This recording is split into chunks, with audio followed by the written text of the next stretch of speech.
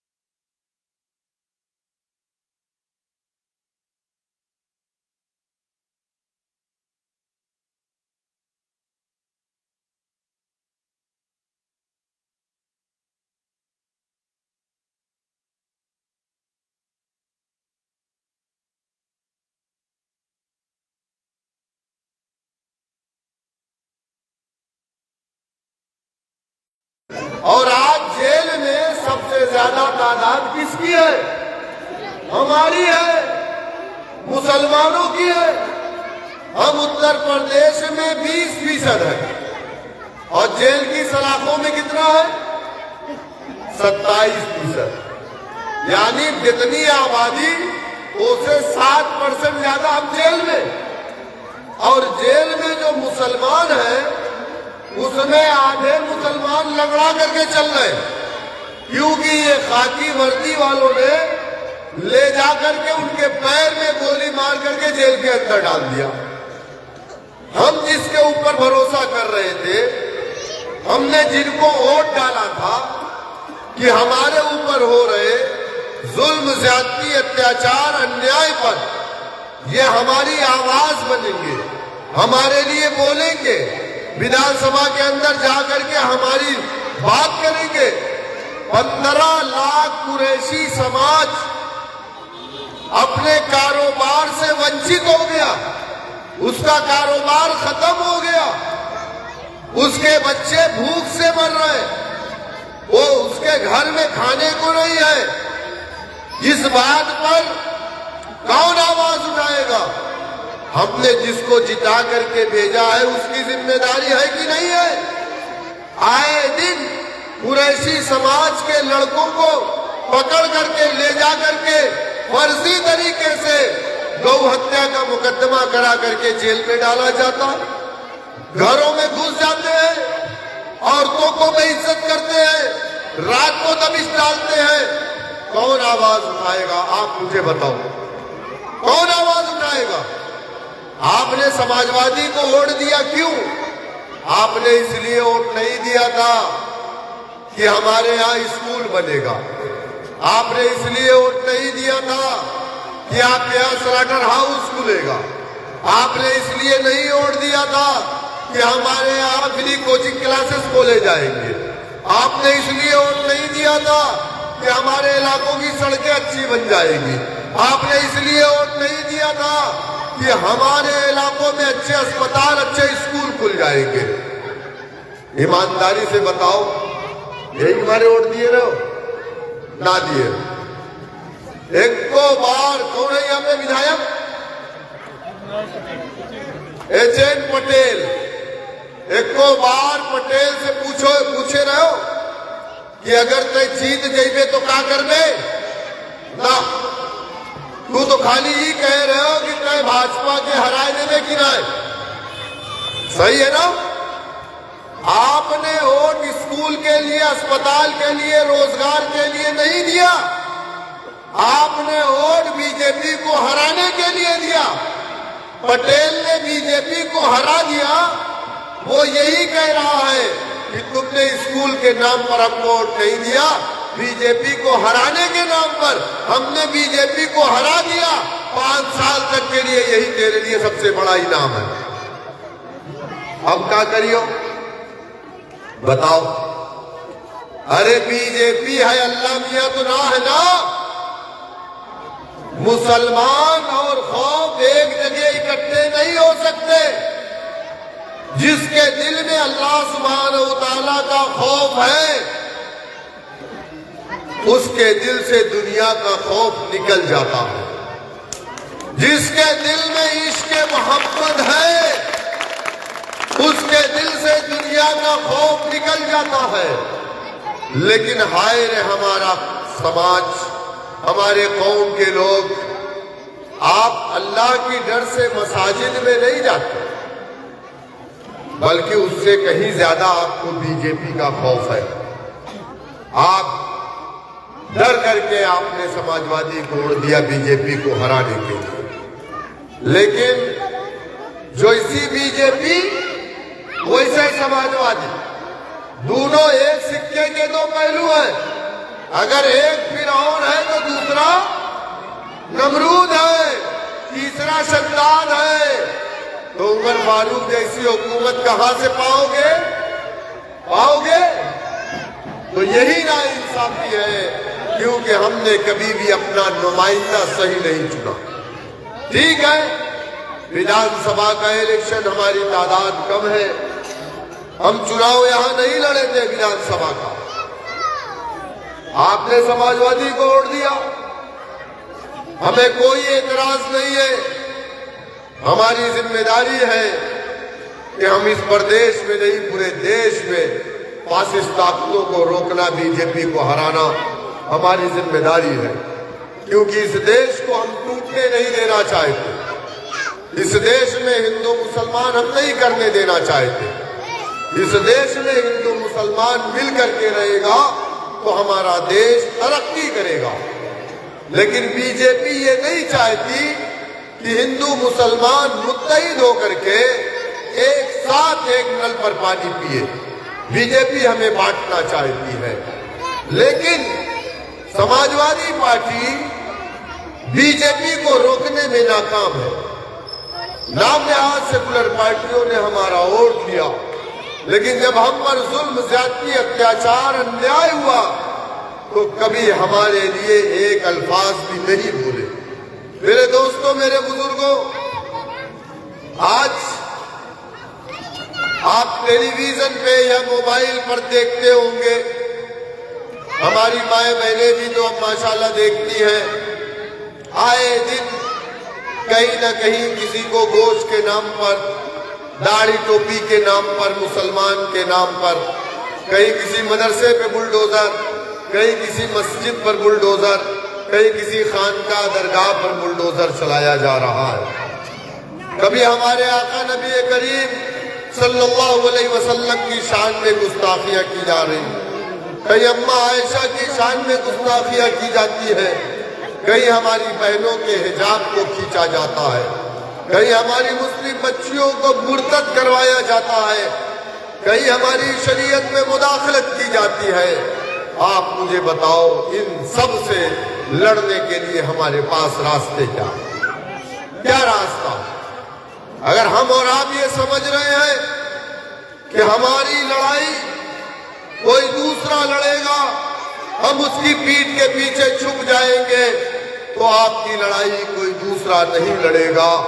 आपको उठना पड़ेगा और अपनी लड़ाई संवैधानिक तरीके से इस देश में लोकतंत्र में लड़ना पड़ेगा। वो संवैधानिक तरीका क्या है लोकतंत्र में? वो संवैधानिक तरीका है सियासत का तरीका। आपके यहाँ चावल बढ़ता होगा ना? चावल बढ़ता है फ्री वाला। भाजपा वाले कहते हैं कि हम गरीबी मुक्त देश बना देंगे। 80 करोड़ लोगों को मुफ्त में चावल बांटा जा रहा है। जिस देश में 80 करोड़ गरीब हो, उस देश को आप कैसे आगे लेकर के जा रहे हो? हमको तो नहीं लग रहा है। तो आपके यहाँ जो चावल बंटता है, ये कौन तय करता है कि चावल 5 किलो बटेगा कि 4 किलो बटेगा? बताओ आप, कौन तय करता है? सरकार तय करती है। बोलो, सरकार कौन है? सियासत कौन है? वो सियासत में है। अच्छा, आपके घर पुलिस आ जाती है, आप किसको फोन करते हैं? किसको करते हैं? डॉक्टर साहब को करते हैं, मास्टर साहब को करते हैं, प्रोफेसर साहब को करते हैं, इमाम साहब को करते हैं, हाफिज जी को करते हैं, मौलवी साहब को? किसको करते हैं बताओ? नेता को करते हैं ना। चेयरमैन साहब को करेंगे, सभासद को करेंगे, प्रधान को करेंगे, महाप्रधान को करेंगे। मतलब ये हुआ कि जब तक नेता को फोन नहीं करेंगे आपका मसला हल नहीं होगा। यानी हर मामले में सियासत। दो लोगों में झगड़ा हो गई और पुलिस आ गई, दोनों को उठा करके थाने में लेके चली गई। तब आप जाओगे, अरे प्रधान जी मोरे बेटा हुआ, पुलिस उठाए ले गई, कहोगे कि नहीं? तो दोनों परिवार जाएगा, एक साथ बैठेगा। अगर सुलह की बात होगी तो दोनों परिवार 10-10 हजार रुपया प्रधान जी के मार्फत देगा। अगर सुलह की बात नहीं हुई तो दोनों जाकर के 151 में अपनी जमानत कराएंगे। कुछ दिन मुकदमा चलेगा, हल कुछ नहीं निकलेगा, मुकदमा खत्म हो जाएगा। इसका मतलब ये हुआ। अच्छा, आप बताओ कि जब आपका 1000 और 500 वाला नोट बंद हुआ था तो किसने ऐलान किया था? जब 1000 रुपया और 500 वाली नोटियां बंद भई रही, रतिया में 8 बजे टीविया पे आए के क्या बोले रहा? प्रधानमंत्री ना, ये मोदी जी ना। अच्छा, मोदी जी अपने मुंह से ना कहें कि मैं 35 साल भीख मांगे हूं, कहें ना कि मैं स्टेशन पे चाय बेचत रहा हूं, कहें कि नहीं? तो एक चाय वाला 35 साल भीख मांगने वाला, उसको कौन सी ताकत मिली कि पूरे देश की नोट को उसने कहा रद्दी कागज, तो वो रद्दी कागज हो गया? कौन सी ताकत? सियासत। कौन सी ताकत? सियासत की ताकत ने। आप समझो। और इसी ताकत को हमारे बड़ों ने क्या कहा कि अरे मुसलमानों के लिए सियासी प्लेटफॉर्म तो शजरे ममनुआ है, मतलब बहुत बड़ा गुनाह है। मुसलमान अपनी पार्टी ना बनाए, मुसलमान अपना नेता ना बनाए। राहुल गांधी मुसलमान के नेता, अखिलेश यादव मुसलमान के नेता, नरेंद्र मोदी मुसलमान के नेता, योगी आदित्यनाथ मुसलमान के नेता। आप बताइए मुझे, 75 साल तक, जब पढ़े लिखा तबका भी मुझे यहाँ नजर आ रहा है, जब देश आजाद हुआ 1947 में लखनऊ में दिसंबर के महीने में एक कन्वेंशन बुलाया गया, एक इजलास बुलाया गया। हिंदुस्तान के तमाम पढ़े लिखे दानिश्वर मुसलमानों को इकट्ठा किया गया। कहा गया, मुसलमानों, देश आजाद हुआ, इस देश में 2 पार्टी है। एक का नाम कांग्रेस है, दूसरी पार्टी का नाम मुस्लिम लीग है। हिंदू महासभा थी लेकिन वो बहुत मजबूत नहीं थी, तो कहा गया मुस्लिम लीग तुम्हारी पार्टी नहीं है। क्या कहा? मुस्लिम लीग तुम्हारी पार्टी नहीं है, तुम्हारी पार्टी कांग्रेस है और कांग्रेस के नेता तुम्हारे नेता हैं। नेहरू तुम्हारे नेता है, इंदिरा तुम्हारी नेता है। हमने नेहरू को नेता माना, इंदिरा को नेता माना, पिछड़ों ने माना, दलितों ने माना, अगड़ों ने माना, सबने कांग्रेस को अपनी पार्टी माना, नेहरू को अपना नेता माना, इंदिरा गांधी को अपना नेता माना। कांग्रेस का झंडा लेके जिंदाबाद जिंदाबाद के नारे लगाए, वोट दिया, नोट दिया, सपोर्ट किया। 60 साल तक इस देश में हमने कांग्रेस पार्टी की हुकूमत बनाई कि नहीं बनाई? अरे नेहरू बने, इंदिरा बनी, राजीव बने, मनमोहन सिंह बने, सब बने कि नहीं बने? गुजराल बने, और वो जिसकी हुकूमत में बाबरी शहीद हुई, नरसिम्हा राव, ये सब तो कांग्रेसी थे ना। 60 साल कांग्रेस की हुकूमत में मुसलमान दलित से बदतर हो गया। मुसलमान दलित से बदतर। जब देश आजाद हुआ रहा, सरकारी नौकरी में 30% रहे और आज 1% ना हो। अच्छा बताओ, कौनो ऑफिस में जाते सरकारी ऑफिस में एक को मुसलमान मिलत है?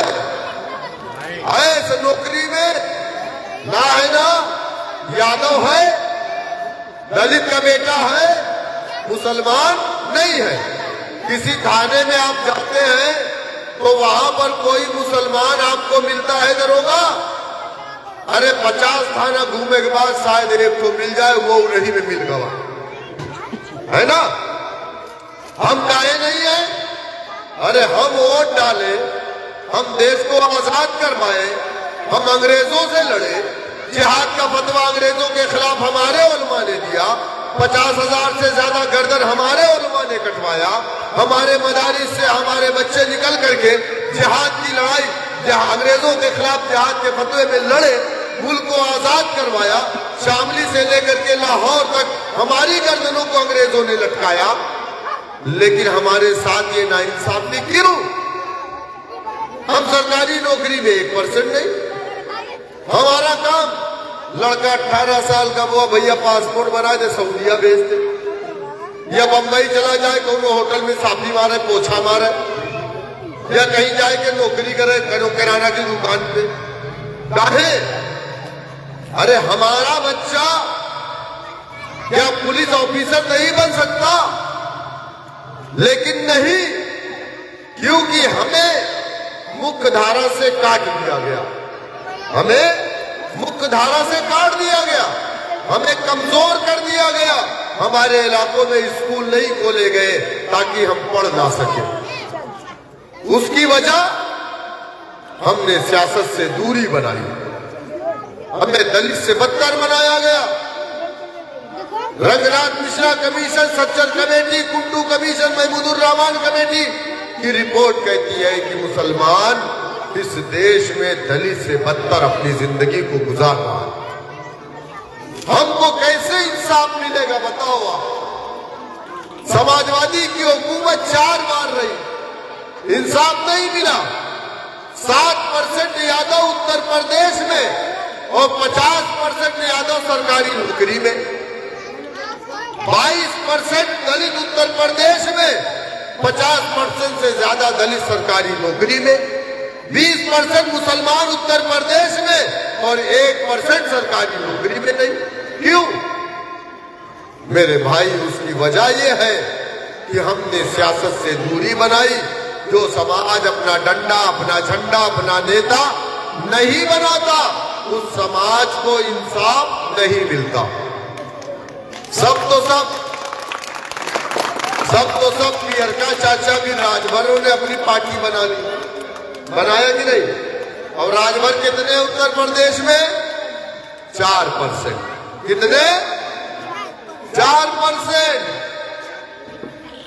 केवटों ने भी बना ली, निषाद पार्टी बनी है ना, निषाद पार्टी बनी है ना, उसका नेता है ना डॉक्टर संजय निषाद। 11% केवट उत्तर प्रदेश में उन्हों की पार्टी है, उनका डंडा, उनका झंडा, उनका नेता है और मंत्री है। अब केहू की हिम्मत है, तू एक तो केवट के लड़का के मारदा जेल तू जाइया, केवट का लड़का ना चाहिए। तो राजभर के मारदा जेल तू जाइया, राजभर का लड़का ना जाए। काहे? क्योंकि उसका नेता है, उसकी पार्टी है, उसका विधायक है। अगर कोई यतीम कौम है तो वो मुसलमान है, जिसके सरों पर कोई हाथ रखने वाला नहीं है। अरे जो लोग चमड़ी को छिलते थे, ले जाकर के बेचते थे मरे जानवर की, वो भी मुकाम हासिल कर लिए। उन्होंने भी मायावती को नेता बना लिया, काशीराम को नेता बना लिया। लेकिन कलमा पढ़ने वालों, कुरान में जिसको अल्लाह सुब्हानहू तआला ने कहा कि तुम बेहतरीन उम्मत हो, कुंतुम खैर उम्मतिन उखरिजत लिन्नास, कहा अल्लाह ने कुरान में तुम बेहतरीन उम्मत हो, हमने इस दुनिया में तुम्हें अपनी इबादत के लिए पैदा किया है। इबादत सिर्फ नमाज पढ़ लेना नहीं, यकीनन नमाज फर्ज है जब तक कि जिस्म में सांस बाकी है। नाइंसाफी के खिलाफ कौन लड़ेगा? जो जुल्म, ज्यादती, अत्याचार, अन्याय हो रहा है, कौन लड़ेगा? अरे दूसरों को उम्मीदें आपसे थी कि आप जुल्म के खिलाफ बोलेंगे। आपको याद होगा आज से 30 साल पहले जब पंचायत न टूटे तो कहा चला फलाने हाजी साहब है, नमाजी साहब है, झूठ ना बोलते, वह सही फैसला करते, वही चला।